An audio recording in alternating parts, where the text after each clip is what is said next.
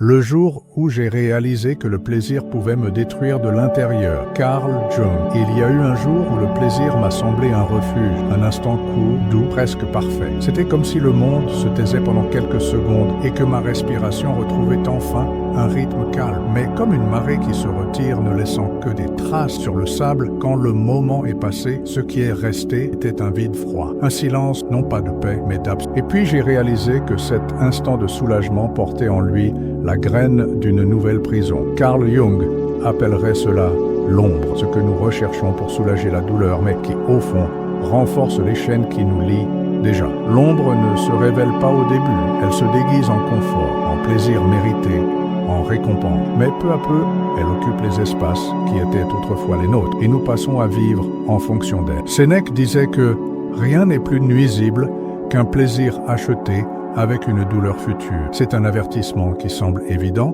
mais que nous ignorons lorsque la récompense est à portée de main. C'est comme boire de l'eau de mer pour étancher sa soif. À la première gorgée, la bouche est soulagée, mais le sel commence déjà à corroder de l'intérieur. Plus vous buvez, plus la soif grandit et plus vite vous vous noyez. Épictète avertissait que ce qui est agréable pour un instant peut asservir pour toute la vie. Et cet esclavage ne commence pas avec des chaînes lourdes, mais avec de petits liens subtils, presque imperceptibles, une habitude, une recherche constante, une pensée récurrente qui nous pousse sans que nous nous en rendions compte vers le même endroit qu'avant. Le plaisir en soi n'est pas le méchant, il peut être nourriture, repos, célébration. Mais quand il devient le seul chemin que nous choisissons pour nous fuir nous-mêmes, il cesse d'être un allié et devient un bourreau. Le jour où j'ai compris cela, c'est le jour où j'ai réalisé que ce n'est pas le goût sucré qui blesse, mais l'attachement aveugle, parce que tout plaisir est comme le feu. Il réchauffe et illumine, mais si vous ne savez pas le contenir, il dévore tout autour, en commençant par l'intérieur. Le pacte silencieux avec son propre vide. Il y a des moments où nous ne cherchons pas le plaisir pour ce qu'il est vraiment, mais pour ce qu'il promet de cacher. C'est un accord silencieux. Je te donne mon attention, mon temps, mon corps. Et toi, pour un instant, tu me caches le poids que je porte. Ainsi, nous mangeons non pas par faim, mais pour faire taire l'anxiété. Nous dépensons non pas par besoin, mais pour endormir la sensation d'insuffisance. Nous nous livrons non pas pour le lien, mais pour remplir l'espace que nous n'arrivons pas à affronter. Ce pacte est traître parce qu'il semble fonctionner au début. Le plaisir immédiat agit comme un lourd rideau fermant la vue sur ce qui dérange. Pendant quelques minutes, il semble que rien ne fait mal. Mais comme tout rideau, il ne fait qu'empêcher la vue. Il ne change pas ce qui est là. Et quand l'effet se dissipe, ce qui était caché non seulement reste, mais s'intensifie souvent. C'est comme balayer la poussière sous le tapis. Tôt ou tard, on trébuche dessus. L'illusion de contrôle est l'une des parties les plus dangereuses de cet accord. Nous pensons que nous choisissons, alors qu'en réalité, nous obéissons à une impulsion façonnée par la peur de l'inconfort. Chaque fois que nous recourons au plaisir comme anesthésie, nous renforçons le message que nous ne sommes pas capables de supporter ce que nous ressentons. C'est comme si nous nous disions « je ne peux pas supporter de regarder cela ». Et ainsi, le plaisir cesse d'être un choix conscient et se transforme en pilote automatique. Il y a un détail que nous remarquons rarement. L'ombre de Jung ne se nourrit pas seulement de nos échecs, mais aussi des excès que nous utilisons pour les masquer. C'est à ce moment que le plaisir devient complice du vide, prolongeant son séjour. Parce que ce qui est recherché pour fuir la douleur, mais ne résout pas sa cause, n'est pas une guérison, c'est un cercle silencieux, où chaque tour nous éloigne de ce qui pourrait vraiment nous libérer. Le pacte avec le vide est, au fond, une négociation avec son propre oubli. Mais il n'y a pas d'oubli véritable lorsque la racine demeure. Il n'y a que le report. Et tout report génère des intérêts qui se présentent sous la forme de plus de besoins, plus de compulsions et moins de liberté. Quand le plaisir cesse d'être un choix et devient une fuite, il y a un instant presque imperceptible où le plaisir cesse d'être un visiteur et devient un locataire qui occupe chaque espace. Au début, il arrive comme une douce invitation, un film pour se détendre, un repas savoureux, un achat qui semble mérité, tout semble sous contrôle, jusqu'à ce que nous réalisions que nous ne le recherchons plus par volonté, mais par besoin. C'est à ce moment silencieux que la ligne se rompt et que le plaisir cesse d'être un choix pour devenir une fuite. Sénèque avertissait que le plaisir sans modération transforme l'homme en serviteur de sa propre volonté. Servitude est le mot juste, car quand l'impulsion commence à décider pour nous, il n'y a plus de liberté. Ce qui était auparavant une récompense légitime devient une anesthésie émotionnelle. Et comme toute anesthésie, elle ne guérit pas, elle empêche seulement que nous ressentions la douleur, pendant que le problème grandit en arrière-plan. La difficulté est de percevoir quand cette transition a lieu. La compulsion se présente rarement de manière évidente. Elle se déguise en habitude inoffensive, en routine confortable, en quelque chose que tout le monde fait. Mais la différence entre une habitude saine et une compulsion déguisée est simple. La première, vous la contrôlez. La seconde, elle vous contrôle. Et la façon la plus claire de le percevoir est de noter si vous êtes encore capable de dire non sans ressentir un vide immédiat ou une anxiété croissante. La fuite par le plaisir a un effet corrosif. Elle affaiblit notre tolérance à l'inconfort et, en même temps, augmente notre dépendance aux stimuli. C'est comme construire une maison au bord de la mer sans se rendre compte que la marée monte. Chaque vague semble inoffensive, mais avec le temps, le sol disparaît sous nos pieds. Quand le plaisir cesse d'être un choix, il commence à modeler notre vie autour de lui. La journée tourne pour lui faire de la place, les décisions s'alignent pour le faciliter, et les émotions commencent à dépendre de sa présence. Et quand cela se produit, ce n'est plus le plaisir qui nous sert, c'est nous qui commençons à le servir. Le piège de la dopamine, l'épuisement invisible. Il y a une sorte de fatigue qui ne vient pas du travail, ni du manque de sommeil, mais d'une recherche incessante de stimuli qui ne sont jamais rassasiés. C'est un épuisement qui semble n'avoir aucune cause apparente, mais qui naît de la répétition constante de petites récompenses immédiates. À chaque clic, gorgée, bouchée, contact ou notification, le cerveau libère un souffle de plaisir, sauf que ce souffle se dissipe rapidement, laissant derrière lui un vide qui en demande plus. Et ainsi, dans une spirale silencieuse, la vie n'est plus mue par le sens, mais par de petites doses de dopamine. Marc Aurèle disait que l'âme se teint de la couleur de ses pensées, et quand les pensées sont toujours tournées vers le prochain plaisir, elles deviennent agitées et fragiles. Le vrai repos disparaît, car même dans les moments de pause, l'esprit est à la recherche d'un prochain stimulus. C'est comme marcher dans un champ ouvert sans jamais s'arrêter pour sentir le vent ou percevoir l'horizon,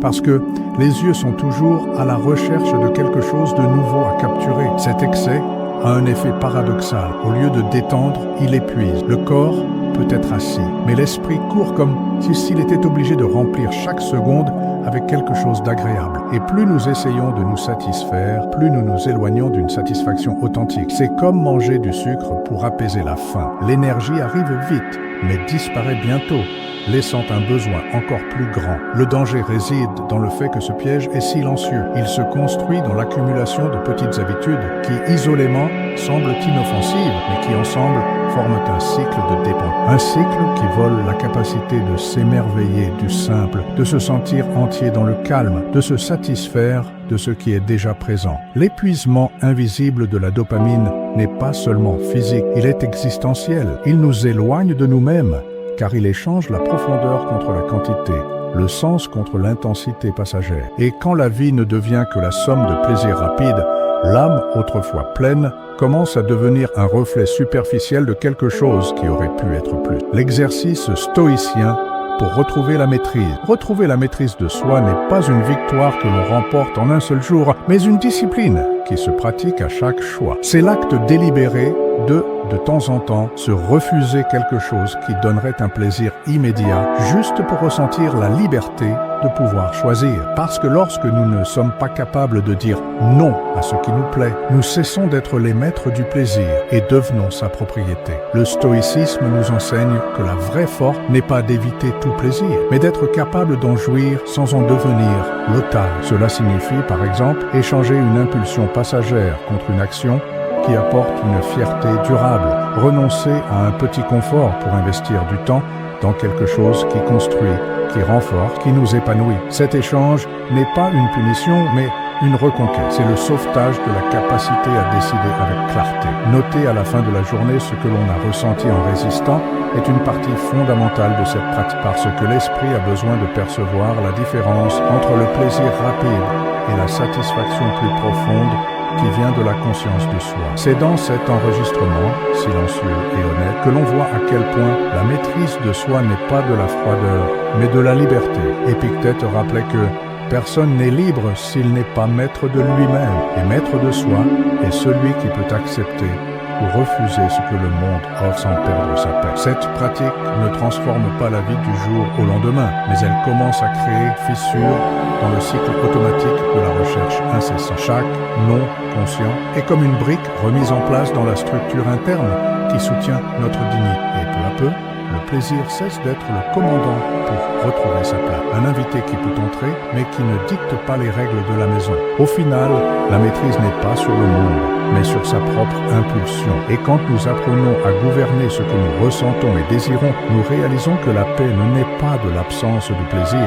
mais de la place que nous choisissons de lui donner dans notre vie. Le plaisir comme serviteur, pas comme seigneur. Il y a une différence silencieuse, mais décisive, entre vivre avec le plaisir et vivre pour le plaisir. Quand il est serviteur, il est au service de la vie, apportant des moments qui réchauffent, soulagent et célèbrent. Quand il est seigneur, il domine l'espace interne, dicte les priorités et impose un agenda invisible qui est tout. Sénèque disait que celui qui se livre au plaisir se livre à un maître volage, et il n'y a pas de tyran plus instable que celui qui vit au gré des marées du désir. Cicéron rappelait que le vrai bonheur naît de l'équilibre, non de l'excès. Le plaisir peut être comme le feu, utile pour chauffer et illuminer, mais capable de tout consumer si l'on n'établit pas de limite. La différence entre le feu qui accueille et le feu qui détruit réside dans l'attention constante et la discipline pour le maintenir à la bonne place. Quand nous plaçons le plaisir à la place d'un invité, il enrichit l'expérience de vivre.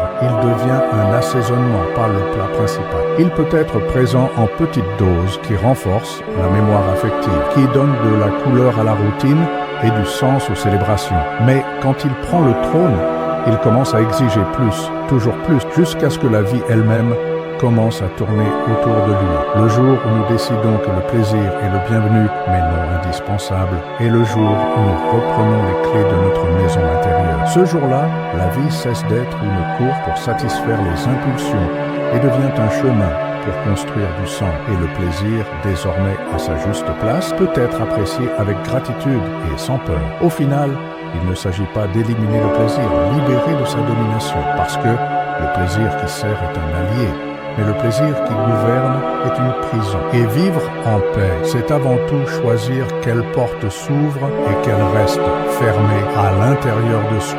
Il arrive un moment où nous réalisons que ce n'est pas le plaisir qui nous menace, mais la position que nous lui donnons. Quand nous le traitons comme un maître, nous vivons pour le servir, sacrifiant du temps, de l'énergie et même notre propre identité. Quand nous le traitons comme un invité, il entre, illumine l'environnement et repart sans laisser de dette. Sénèque avertissait que celui qui se livre au plaisir se livre à un maître volage. Et comprendre cela, c'est comme reprendre les rênes d'un cheval qui courait sans direction. Cicéron disait que l'équilibre est le fondement de la bonne vie. Et l'équilibre ne se construit pas en niant le plaisir, mais en le plaçant à sa juste mesure. Tel le feu, il peut chauffer ou détruire, il peut illuminer ou consumer. La sagesse est de veiller à ce que sa flamme ne s'étende pas au-delà du nécessaire. Le jour où nous décidons que le plaisir est un invité et non le propriétaire de la maison, est le jour où la vie commence à respirer différemment. Nous commençons à trouver la beauté dans la pause, la satisfaction dans ce qui est simple et la joie dans ce qui est réel. Le désir cesse d'être une ancre qui nous retient et devient un vent qui pousse, mais seulement jusqu'où nous choisissons d'aller. Vivre ainsi n'est pas se priver, c'est se libérer. C'est comprendre que la paix ne se mesure pas à l'intensité des plaisirs que nous éprouvons, mais à la liberté de pouvoir dire oui ou non, sans que cela ne nous asservisse. Parce que le vrai luxe est d'avoir une vie où le plaisir a sa place, mais ne commande pas, où il ajoute, mais ne gouverne pas, où il est compagnie, jamais prison.